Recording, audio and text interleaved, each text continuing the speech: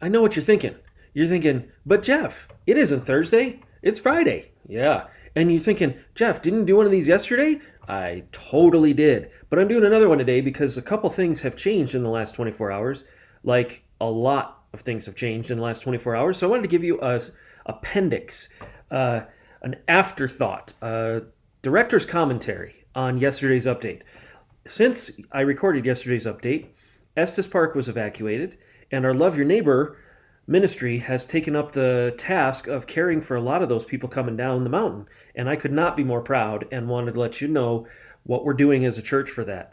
This morning, when I came in to check on a couple things, I ran into a couple of the ladies who run our Grief Share program, and they were telling me about the success they've been having in connecting with the ladies who are going through grief in our church and outside our church, and that they have a handful of people outside our church that have not missed a single meeting this fall. And they're so excited to be caring for and discipling these ladies. And I just thought, that's exciting. That's stuff that needs to be talked about and celebrated in all this time of craziness. We also, since I recorded yesterday's update, had a 4.5 hour elder meeting last night to talk about the mask thing and everything that I gave an update on yesterday, and to come up with good language and a strategy for how to handle that. And then this morning, the news came out that John MacArthur's church, Grace Community out in Los Angeles, which has been very much in the news as defying the mask orders of California and some of that, the news came out that they have to shut down to quarantine because they've had multiple cases of COVID come out. And it's just like, what in the world? How can we thread this needle? So you guys know, as a church leader, a lot of us pastors, we commiserate on this kind of thing. Trying to lead during this time feels like I'm the tightrope guy, the high wire guy at the circus, and it's dodgeball night. So it's just weird. It's hard, and you make a decision that you think will work, and then within 24 hours, everything changes. So here's the update. The elders met, and we are going to continue on as we have. We are just changing the language from we require masks to enter the building to we are encouraging masks as you're in the building, but we're not requiring them.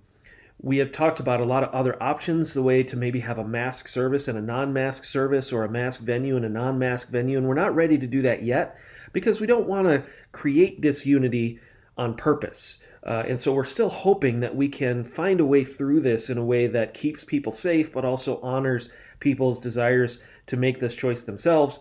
And I think there's a way through that, and I'll tell you why I think there's a way through that, because the name of the church is grace.